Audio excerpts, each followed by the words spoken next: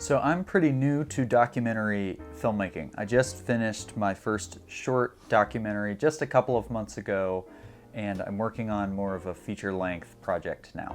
Truthfully, I never really expected this shift of events. I've always been a narrative filmmaker first. But in my time now delving into documentary filmmaking, both in the independent and the client space, I feel like I've learned a thing or two. So today I wanted to go over some skills that I've learned in making better documentaries.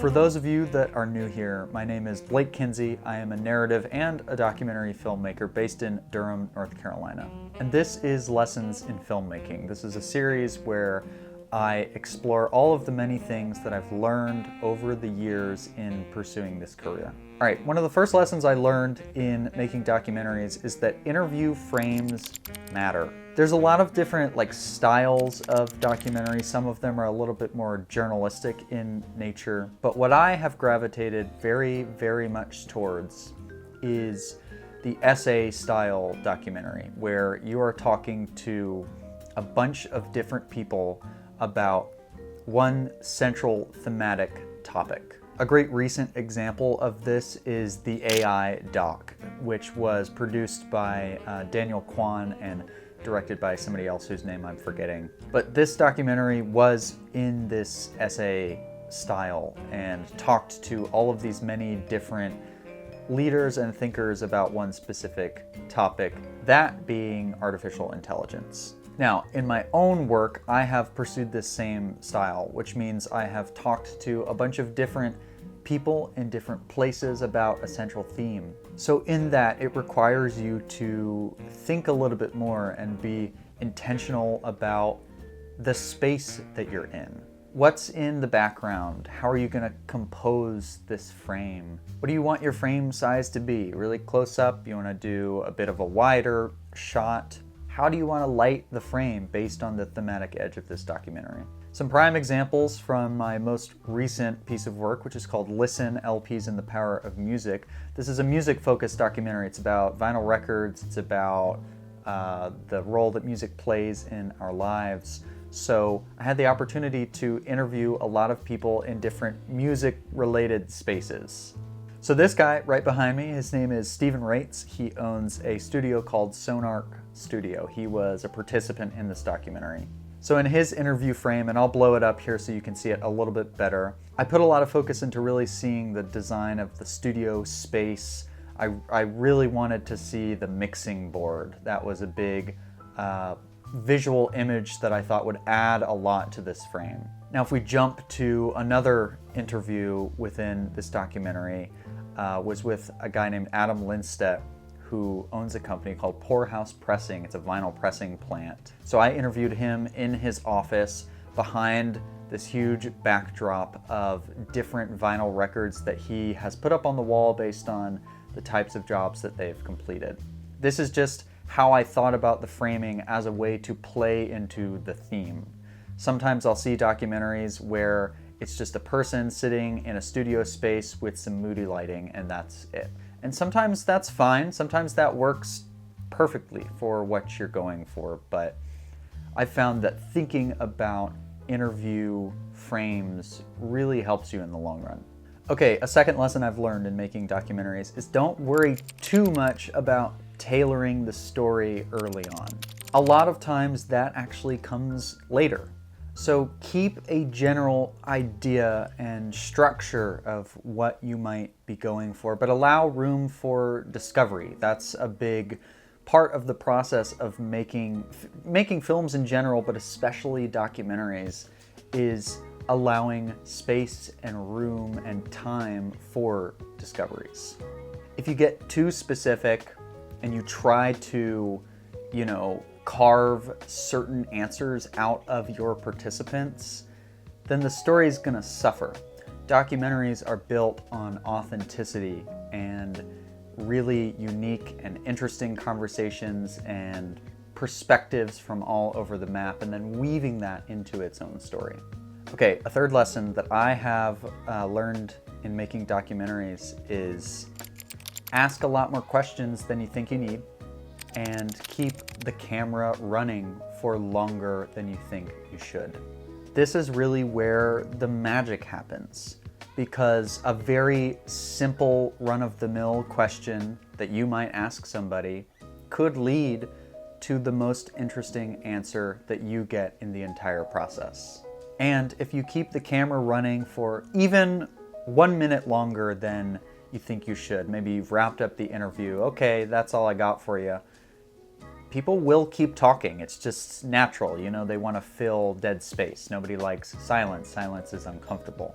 One of my favorite things to do is end every interview with anything else you want to say, because sometimes through the course of a conversation, somebody might be sitting there like, oh, there's this thing I really want to say, but it doesn't really fit with what we're talking about, but it could be a great nugget to have.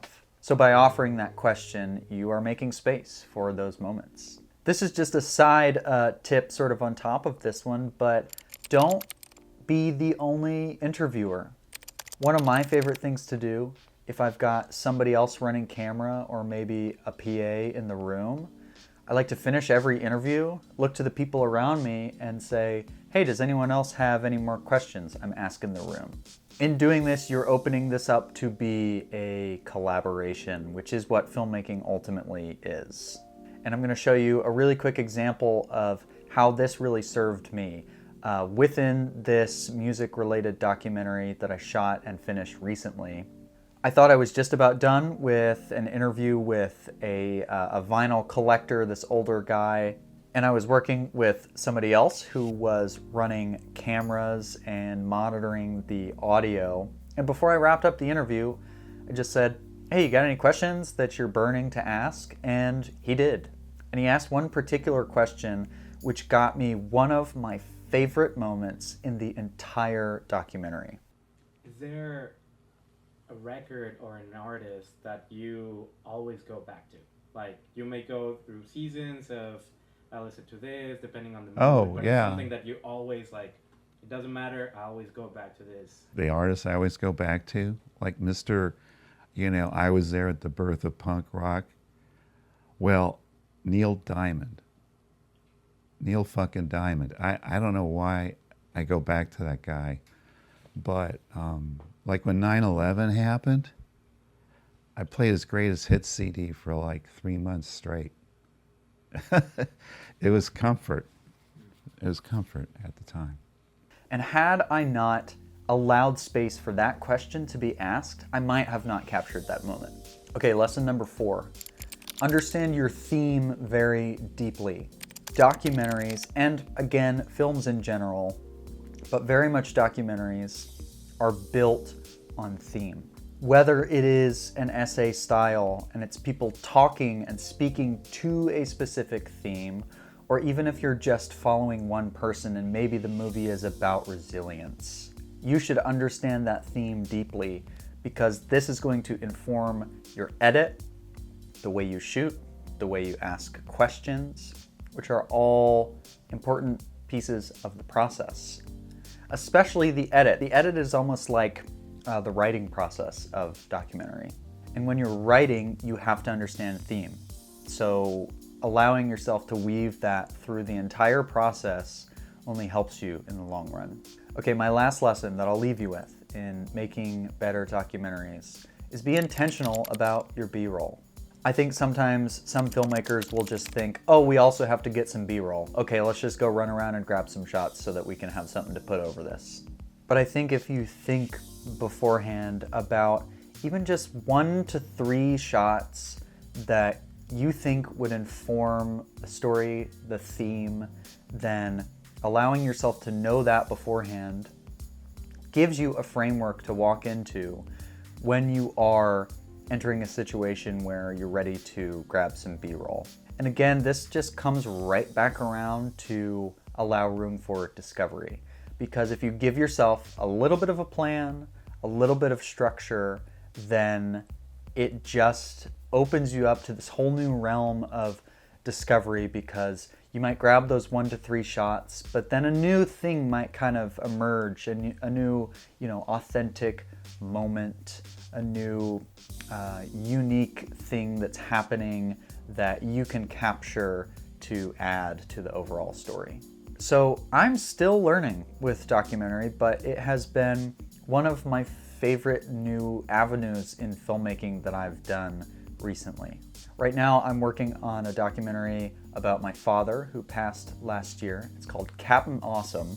And lately I've been doing a lot more brand work for businesses and companies and organizations that is rooted in this documentary style. So if you're interested to learn more about how to make better films, both documentary and narrative, then feel free to follow along. There's a lot of other episodes of Lessons in Filmmaking that you can check out. So stay busy, happy creating, and I will see you in the next one.